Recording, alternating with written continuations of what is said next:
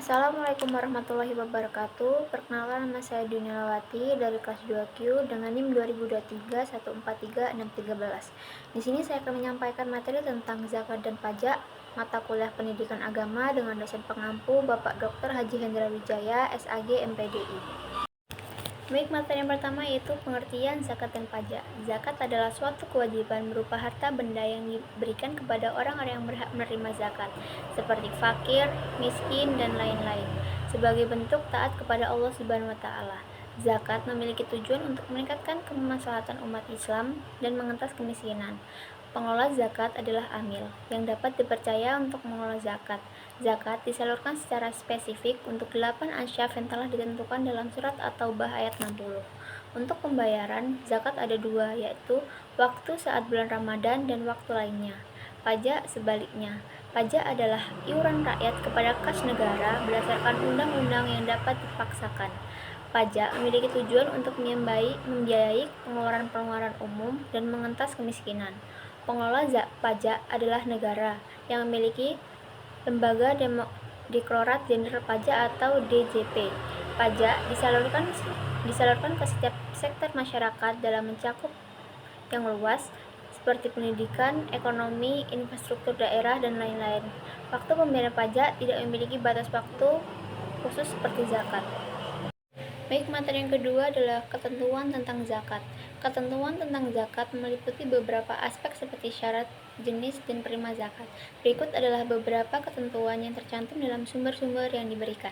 Yang pertama adalah syarat zakat mal, yakni harta yang dikenai zakat harus memenuhi syarat sesuai dengan ketentuan syariat Islam. Kedua, syarat harta yang dikenakan zakat mal adalah yakni milik pribadi, halal, cukup nisyab, haul. Kedua adalah syarat zakat fitrah, yakni beragama Islam, hidup pada saat bulan Ramadan, memiliki kelebihan kebutuhan pokok untuk malam dan hari raya Idul Fitri. Dan selanjutnya adalah jenis zakat. Zakat fitrah, zakat yang diwajibkan atas setiap jiwa baik laki-laki dan perempuan muslim yang dilakukan. Kedua, zakat mal, zakat penghasilan termasuk zakat hasil pertambangan, hasil pertanian, hasil laut, hasil ternak, perak, dan ternak. Keempat adalah penerima zakat.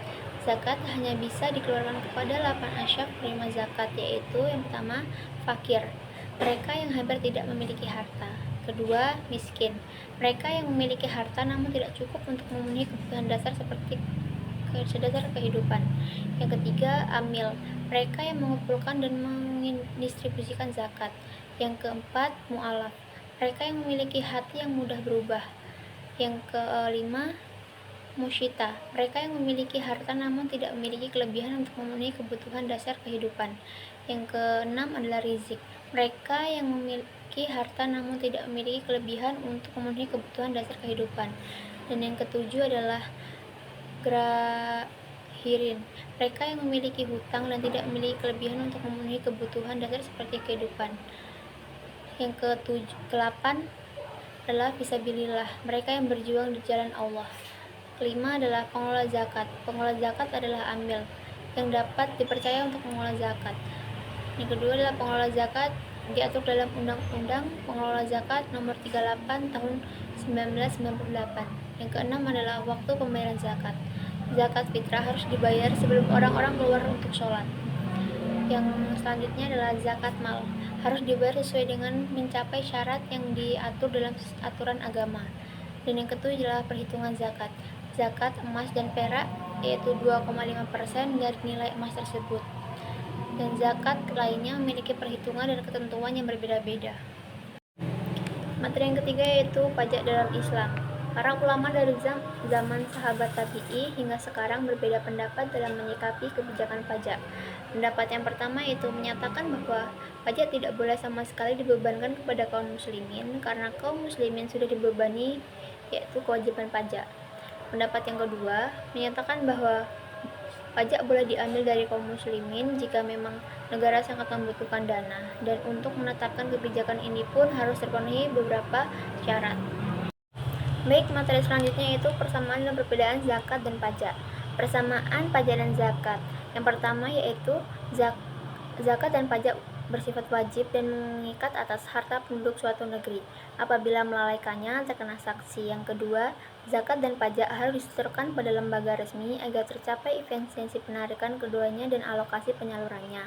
Yang ketiga, dalam pemerintahan Islam, zakat dan pajak dikelola oleh negara. Yang keempat, tidak ada ketentuan memperoleh imbalan materi tertentu di dunia. Dan kelima, yaitu dari sisi tujuan dan kesamaan antara keduanya, yaitu untuk menyelesaikan problema ekonomi dan mengentaskan kemiskinan yang terdapat di masyarakat. Selanjutnya, perbedaan zakat dan pajak. Dari segi nama dan etniknya yang memberikan motivasi yang berbeda. Zakat yaitu suci, khusus, dan pajak adalah dabaha atau upeti. Yang kedua itu mengenai hakikat dan tujuan zakat juga berkaitan dengan masalah ibadah dalam rangka pendekatan diri kepada Allah. Dan ketiga, mengenai batas nisab dan ketentuannya. Nisab zakat sudah ditentukan oleh sang pembuat syariat yang tidak bisa dikurangi atau ditambah-tambahi oleh siapapun juga.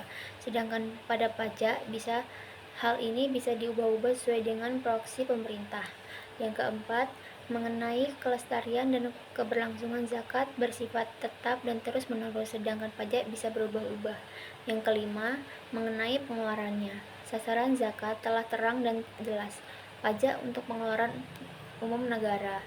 Dan yang keenam, hubungan dengan penguasa. Hubungan wajib pajak sangat erat dan tergantung kepada penguasa. Wajib zakat berhubungan dengan Tuhannya. Bila penguasa tidak berperan, individu bisa mengeluarkannya sendiri-sendiri. Dan yang terakhir yaitu maksud dan tujuan zakat memiliki tujuan spiritual dan moral yang lebih tinggi daripada pajak. Baik, mungkin hanya itu materi yang bisa saya sampaikan. Mohon maaf jika ada kesalahan dalam penyampaian. Saya akhiri. Wassalamualaikum warahmatullahi wabarakatuh.